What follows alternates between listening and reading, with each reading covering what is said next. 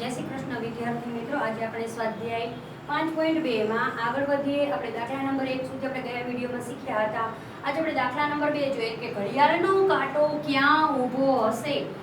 જો પેલું છે તો કે 12 થી શરૂ કરે અને 1/3 આંટો ઘડિયાળની દિશામાં પૂર્ણ કરે. 1/3 એટલે અડધું, બરોબર. તો આપણે અહીંયા ઘડિયાળ દોરીએ, એનો જવાબ કરીએ.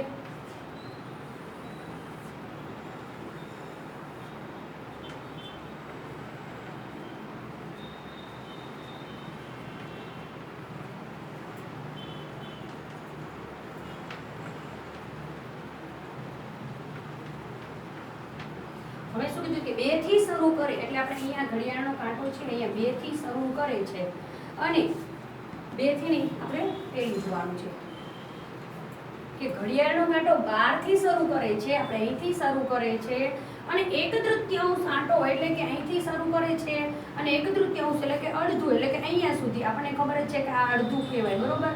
એટલે કે અહીંયા જાય તો ઘડિયાળનો કાંટો ક્યાં ઊભો હશે, તો તમે જોઈ શકો છો કે ઘડિયાળનો કાંટો અડધું ફરે છે તો ક્યાં ઊભો છે, તો કે અહીંયા ઊભો છે. એટલે આપણે અહીંયા લખાય કે 12 થી શરૂ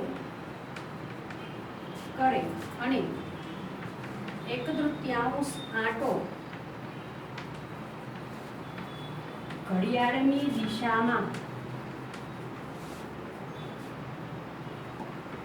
ફરે તો કાંટો 6 ઉપર આવે. બીજું જોઈએ.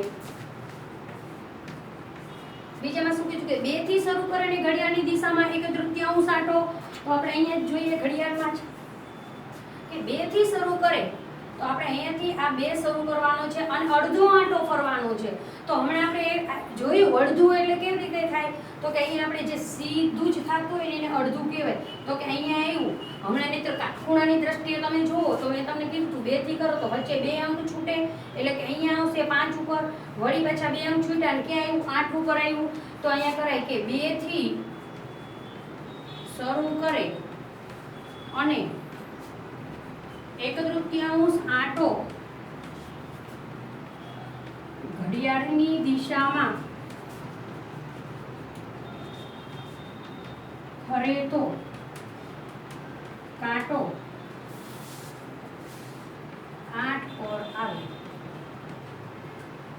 સી જોઈએ આપણે, તો કે સી માં શું કહેવા માંગે છે, તો કે 5 થી શરૂ કરે અને ઘડિયાળની દિશામાં 1/4 આંટો ફરવાનો છે. આપણે અહીંયા 5 થી શરૂ કરવાનો છે, 5 થી અને 1/4 એટલે કાટખૂણો, આપણો એક કાટખૂણો થયો. તો એક કાટખૂણાની વાત આવે એટલે વચ્ચે 2 અંક છૂટી જાય. તો કે 5 ઉપર છે તો વચ્ચે 6 અને 7 છૂટે તો ક્યાં આવ્યો, તો કે 8 ઉપર આવશે. એટલે 5 માં આપણે સી નું કરીએ કે 5 થી શરૂ કરે અને 1/4 આંટો ઘડિયાળની દિશામાં ફરે તો કાંટો ક્યાં આવીને ઉભો રહ્યો, તો કે 8 ઉપર આવે. ડી જોઈએ, તો કે ડી માં શું કરે છે કે 5 થી શરૂ કરે ને ઘડિયાળની દિશામાં 3/4 એટલે કે 3 આપણે ફરવાના છે. તો કે આપણે 1 તો ફર્યા, 1 એટલે કે અહીંયા વચ્ચે 2 અંક છૂટે. 5 થી આ શરૂ કરો છો તમે તો વચ્ચે 2 અંક છૂટે એટલે 8 ઉપર આવ્યા, વળી તમારા 2 અંક છૂટે એટલે ક્યાં આવ્યા, તો 11 ઉપર આવ્યા અને વળી પાછા 11 થી 1 આ 2 છૂટે તો કે અહીંયા 2 ઉપર આવ્યા.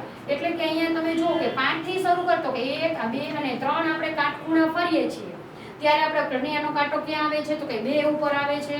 તો અહીંયા કરાય કે 5 થી શરૂ કરે અને 3/4 આંટો ઘડિયાળની દિશામાં ફરે તો કાંટો ક્યાં આવ્યો, તો કે 2 ઉપર આવે.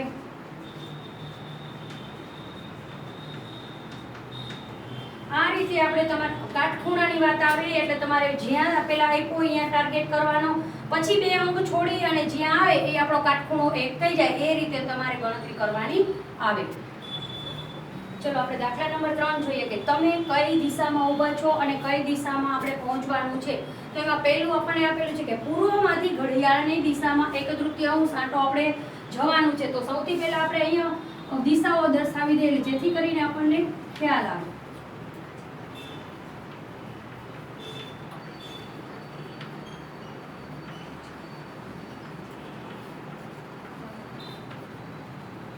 હવે આપણે પહેલું ફરીવાર જોઈએ કે પૂર્વમાંથી ઘડિયાળની દિશામાં 1/3 આંટો.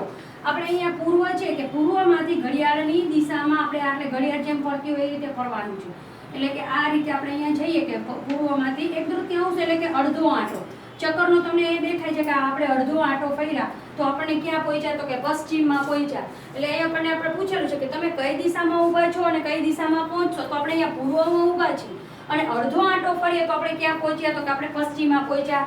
તો આપણે એનો જવાબ લખીએ કે પૂર્વમાંથી ઘડિયાળની દિશામાં 1/3 આંટો ફરતા આપણે ક્યાં પહોંચ્યા તો કે પશ્ચિમમાં.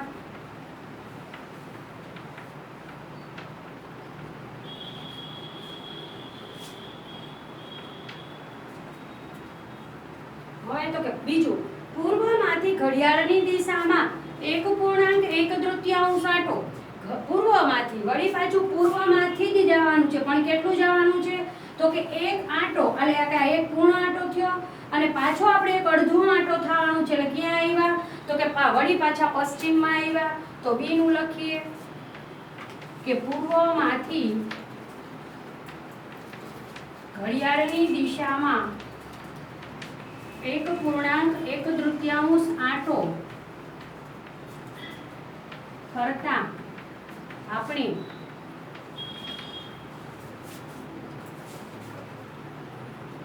પશ્ચિમ દિશામાં પહોંચીએ. સી જોઈએ તો કે પશ્ચિમમાંથી ઘડિયાળના કાંટાની વિરુદ્ધ દિશામાં 3/4 આંટો ફરવાનો છે. ખાસ શબ્દને જોવાના છે. અહીંયા વિરુદ્ધ દિશા કીધી છે પશ્ચિમમાંથી.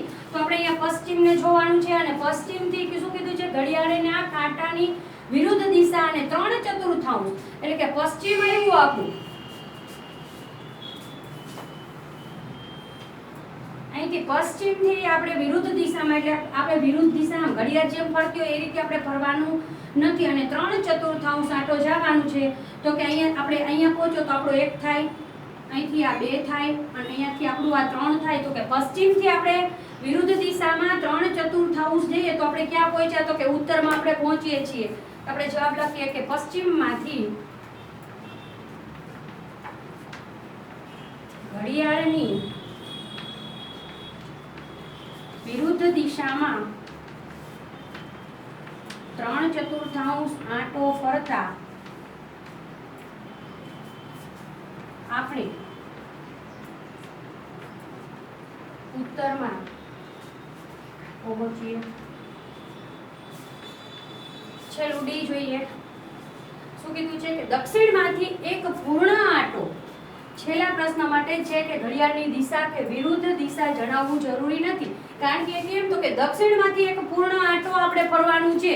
તો કે અહીંયા દક્ષિણ છે આપણું આ દક્ષિણ અને પૂર્વ આંટો તમે આમ ફરો તો પણ તમે દક્ષિણમાં આવવાના છો અને ઘડિયાળની વિરુદ્ધ દિશામાં ફરો તો પણ આપણે દક્ષિણમાં આવવાના છીએ. એટલે તમને કીધું છે કે છેલ્લા પ્રશ્ન માટે આપણે ઘડિયાળની દિશા જણાવવી જરૂરી નથી. કારણ કે આખું સર્કલ ફરવાનું હોય ત્યારે આપણે ગમે તે બાજુમાં ફરીએ તો આપણે જે જગ્યાએથી સર્કલ ચાલુ કર્યું હોય ત્યાંથી જ આપણે આવીને ઊભા રહેવાના હોય. એટલે આપણે અહીંયા લખશું કે દક્ષિણમાંથી એક પૂર્ણ આંટો ફરતા આપણે પાછા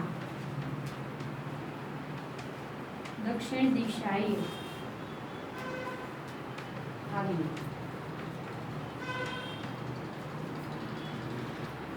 ચલો હવે આપણે પાઠ્યપુસ્તકમાં આપણે ક્વેશ્ચન નંબર 3 સુધી કરી. ક્વેશ્ચન નંબર 4 છે એ સેમ આના જેવો જ છે કે તમને આ કોઈ પણ જગ્યાએથી કે ઉત્તરથી તમે ફરો છો કે ઉત્તરથી તમે પૂર્વ સુધી જાઓ છો તો તમે કેટલા ખૂણા કાટખૂણા ફરો છો, તો આપણે જોઈ શકીએ કે એક કાટખૂણો. એટલે કે તમને જ્યારે આવું આપે તો તમારે ઘડિયાળનું પૂછ્યું તો તમારે ઘડિયાળ ડ્રો કરી અને આપણે એના આધારે પ્રશ્નના જવાબ આપવાના. દિશાને આધારે કીધું તો આ રીતે આપણે દિશા આપણે આ બાજુમાં આપણે ડ્રો કરી લેવાનું અને એના આધારે આપણે ધીરે ધીરે આપણે આગળના પ્રશ્ન જવાબ આપતું જવાનું રહેશે. એટલે આમાં પ્રશ્ન નંબર 4 છે જે આપણે એ તમારે હોમવર્કમાં કરી લેવાનો રહેશે.